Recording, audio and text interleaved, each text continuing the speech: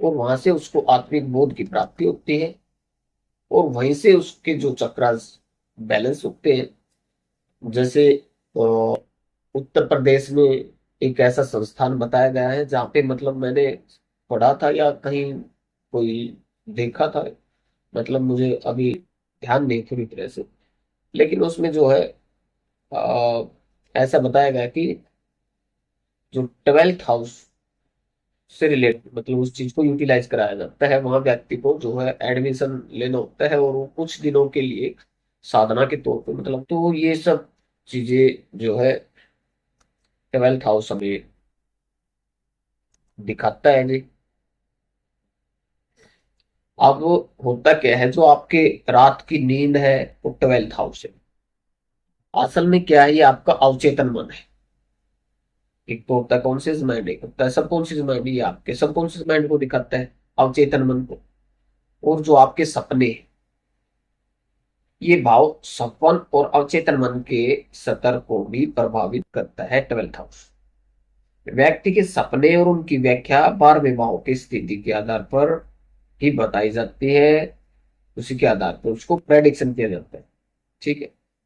आज जो है इसको विस्तार से, इस पे गहराई से सबसे पहले हम जानेंगे 12th हाउस मतलब स्क्रिप्ट। 12th हाउस के जो स्क्रिप्ट है वो क्या क्या है।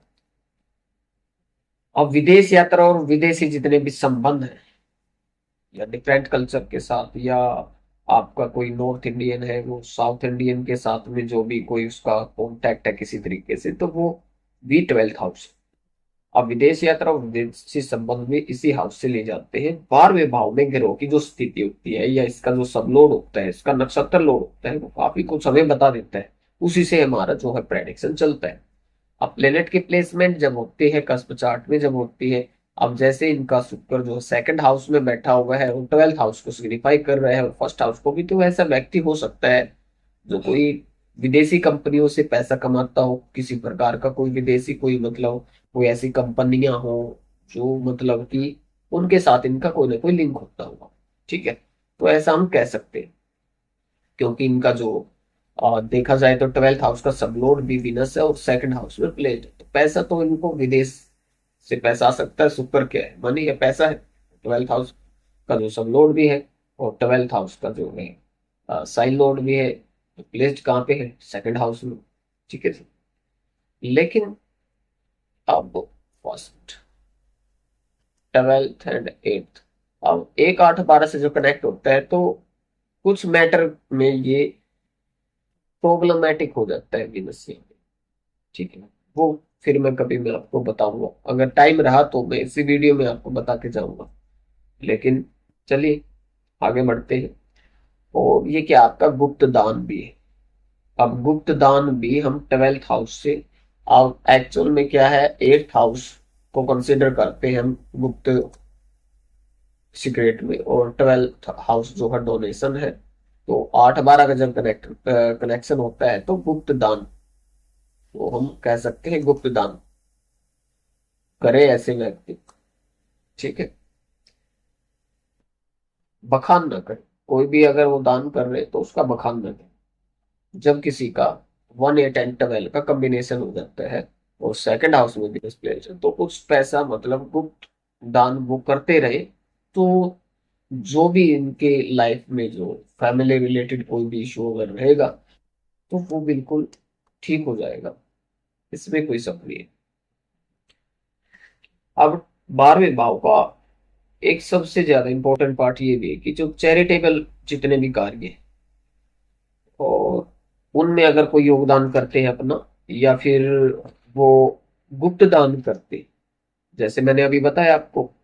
अब इस भाव से प्रभावित व्यक्ति अक्सर गुप्त रूप से दान करते हैं, तो उनका क्या होता है, उनकी लाइफ सेट हो जाती है।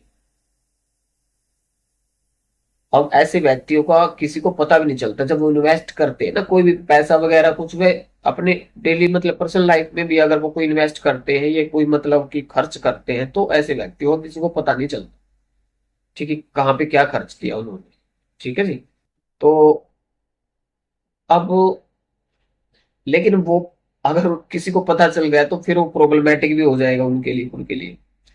ठीक है, इसलिए ठीक ही है, किसी को जिक्र न करें। अब अस्तित्व जो होता है, अस्तित्व की गहरी समझ को देता है 12th हाउस। अब 12वें भाव का स्थान व्यक्ति को जीवन और मृत्यु के चक्कर की गहरी समझ प्रदान करता है। व्यक्ति को लाइफ साइकिल्स और रिनकॉर्नेशन की थीम्स के साथ गहराई से जोड़ता है, जिससे उसकी आत्मा का परिष्कार होता है। अब 12वें भाव को यही गहराई से अध्ययन व्यक्ति को अपने अंतर आत्मा से जुड़ने और जीवन के गूढ़ रहस्यों को समझने में हेल्पफुल होता है। ये हमेशा नोट रखे मेरी बात। आपकी अस्तित्व की जो गहरी समझ देता है 12th हाउस, जो आपके जीवन और मृत्यु की जो साइकिल है उसकी जो गहरी समझ अगर आपने प्राप्त करनी है कि क्या है क्या नहीं है, तो 12th हाउस पे जाइए और उसको अच्छे तरीके से जानिए।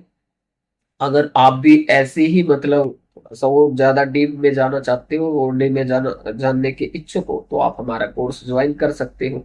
ठीक है। और मैं आपको एक बात मैं बता दूं वीडियो के माध्यम से, अभी जो नक्षत्र वास्तु कोर्स जो मेरा सिर्फ 2 दिन की वर्कशॉप उसमें रहने वाली है, जिसमें आपको मतलब कि बहुत ही कम फीस के द्वारा, बहुत ही कम एक योगदान फीस आप कह सकते हो उसको, आपको नक्षत्र वास्तु के बारे में 2 दिन के अंदर बिल्कुल क्लियर करा दिया जाएगा। ठीक है। आपको नक्षत्र वास्तु से कैसे रिजल्ट लेने हैं, आपको कैसे मैजिक आपने अपनी लाइफ में करना है, अगर आप भी इसके इच्छुक हो तो आप एनरोल करा सकते हो 7 मई से, जो 2 दिन की जो हमारी क्लास रहने वाली है।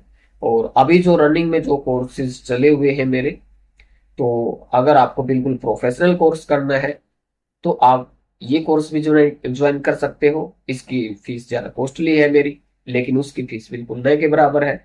वो अगर आप इच्छुक हो तो आप कमेंट बॉक्स में या मेरे कॉन्टैक्ट नंबर जो मैंने इसमें डिस्क्रिप्शन में दिए हुए हैं वीडियो में, तो आप उन नंबरों पर कॉन्टैक्ट कर सकते हो, नक्षत्र वास्तु कोर्स के बारे में और ज्यादा जानकारी ले सकते हो। ठीक है जी। अब 12th हाउस को एक तरह से पूर्व जन्म के कर्मों को भी दर्शाया गया है 12th हाउस, कहीं कहीं 5th हाउस को भी लेते हैं।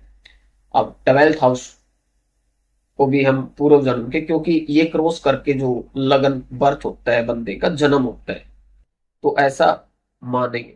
अब 12th हाउस पूर्व जन्म के कर्मों को दर्शाता है। 12वें भाव को कभी कभी व्यक्ति के पूर्व जन्म के कर्मों से भी जोड़ा जाता है। इस भाव में स्थित ग्रहों का माना जाता है कि व्यक्ति के पिछले जीवन में किए गए कर्मों के फल को प्रकट करते हैं। अब कैसे कर्म किए होंगे, तो 12th हाउस जो होगा वो उसमें जो प्लेनेट प्लेस्ड होगा वो हमें बताएगा, और उसका सब लोड और नक्षत्र लोड भी कृष्ण मूर्ति पद्धति में हमें ये सब चीजें बता देता है। ठीक है जी। आपके जो आंतरिक ज्ञान है और आपकी जो मानसिक शक्ति है, 12th हाउस उसको भी दर्शाता है।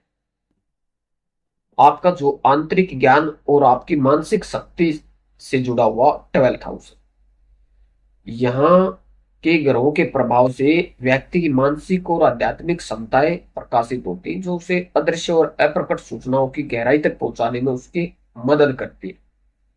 ठीक है जी।